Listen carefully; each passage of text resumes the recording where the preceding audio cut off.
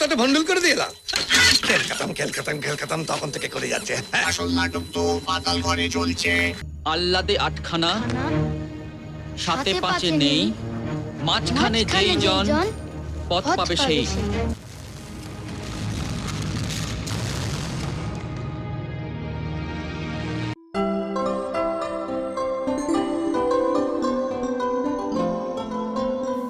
পাতাল ঘর শিশু কিশোরদেরকে মুগ্ধ করে রাখতে পারে সাম্প্রতিক সময়ে তৈরি হওয়া এমন যতগুলো সিনেমা আছে তার মধ্যে পাতাল ঘর অন্যতম। শীর্ষেন্দু মুখোপাধ্যায়ের এই উপন্যাসটি যারা পড়েছেন তাদের রিলেট করতে কোনো অসুবিধাই হবে না। তার মানে এই নয় যারা ছাপার অক্ষরে উপন্যাসটি পড়েননি তাদের সমস্যা হবে।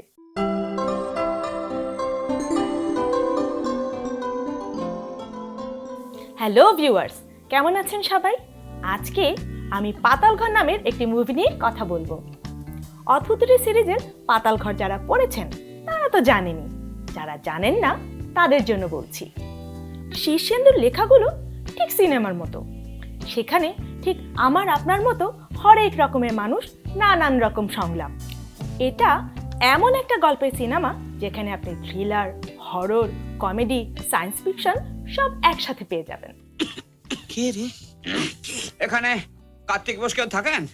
ঝামেলার শুরু এক বেয়ারা চিঠি নিয়ে।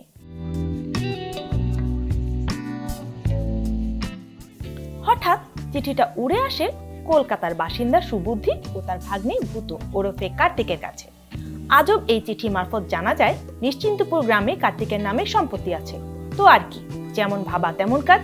সম্পত্তির দখল নিতে মামা ভাগ্নে রওনা হয় নিশ্চিন্তপুরে। এই নাও তোমার বাড়ির দলিল, চিন্তার কিছু নেই, সব বুঝে শুনে নাও, এতে তোমাদের সুবিধাই হবে। কথায় আছে মামা ভাগ্নে যেখানে বিপদ নাই সেখানে, কিন্তু এই মুভিটির ক্ষেত্রে কিন্তু এই কথাটি একদমই খাটে না। মামা ভাগ্নে যখন নিশ্চিন্তপুরে পৌঁছায় তখন থেকে একের পর এক বিপদ যেন তাদের পিছুই ছাড়ে না। নিশ্চিন্তপুরে একদমই নিশ্চিন্ত থাকা যাচ্ছিল না। তারা যে বাড়িতে ওঠে সেখানে শুরু হয় নানা রকম ভৌতিক কর্মকাণ্ড। শোনা যায় সেই বাড়িটিতে অঘোর সেন নামের এক বিজ্ঞানী থাকতেন। চুপ! ও বুড়ার যে মোহরের কল আছে, এ খবরটা ঠিক তো?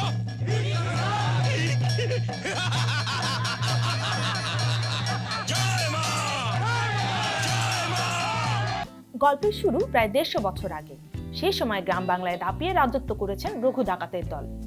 ইংরেজদের আমল, চারিদিকে নানা অত্যাচার। গত কয়েকদিনে এমন অদ্ভুত কয়েকটা ঘটনা ঘটিয়ে গেল। তারই মধ্যে নিশ্চিন্তপুরের পাতাল ঘরে বসে এক মনে বিজ্ঞান সাধনায় মেতে আছেন অঘোর সেন। যোগাযোগ করে ফেলেছেন ভিন গ্রহের বাসিন্দাদের সাথে।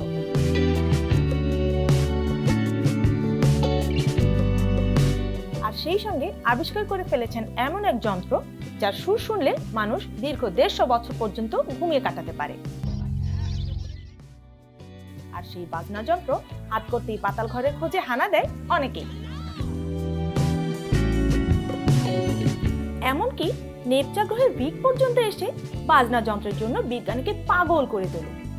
তার বাড়াবাড়িতে বিরক্ত হয়ে অঘোর তাকে ঘুম পাড়িয়ে দেন এবং একটা সময় অঘোর সহ বাকি সবাই তার কথা ভুলেই যায়। মনে পড়েছে কেউটা কে পেলুম, অমনি জোর করে তাড়িয়ে দিলে।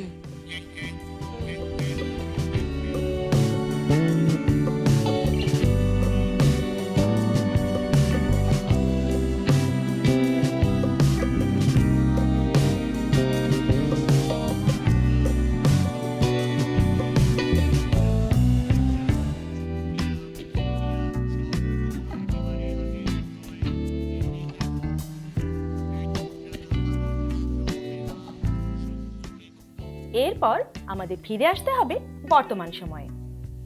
বিজ্ঞানী ভূতনাথ নন্দীর হাতে আসে অঘোর সেনের ডায়েরি।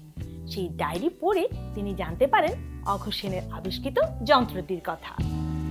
সাংবাদিক সম্মেলনে ভূতনাথ এ বিষয়ে বিস্তারিত জানান এবং ঠিক তার পরপরই তার পেছনে লাগে অন্ধকার জগতের রানী বেগম ও তার দলবল। যে করেই হোক প্রকারের নামের ওই অস্ত্রটা তাদের চাই। আল্লাদে আটখানা, সাথে পাঁচে নেই,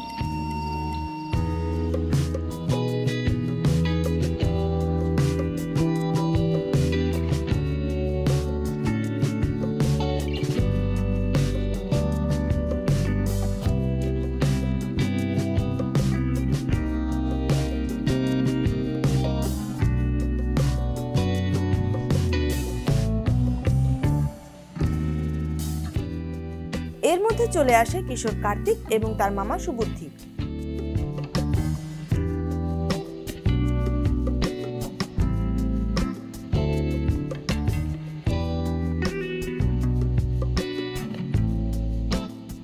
আসে অপয়া, গ্রামের নাটকের দল এবং 150 বছরের ঘুম ভেঙে উঠে পড়া ভিন গ্রহবাসী ভিক। আর শুরু হয়ে যায় গ্রাম জুড়ে তাণ্ডব।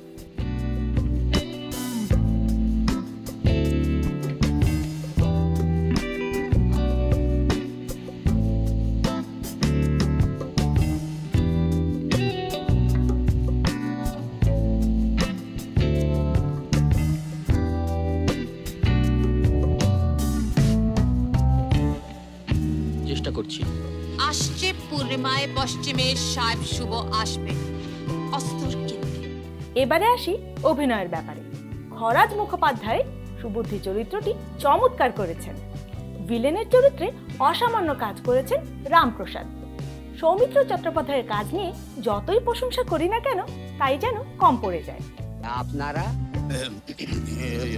সুবুদ্ধি রায় না ভাগ্নে কার্তিক বসুন। আর এই চলচ্চিত্রে বিশেষ করে উল্লেখ করতে হবে কার্তিকের ভূমিকায় কাজ করা সৌরভ মুখোপাধ্যায়ের কথা। আনকোরা এই কিশোর অভিনেতা দাপিয়ে কাজ করেছে অন্যান্যদের সাথে।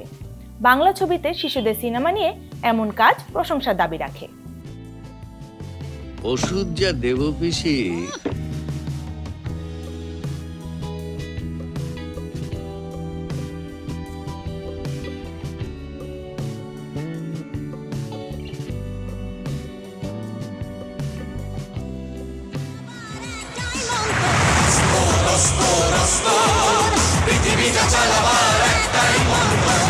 বুঝুন কেমন অদ্ভুত সব ব্যাপার স্যাপার।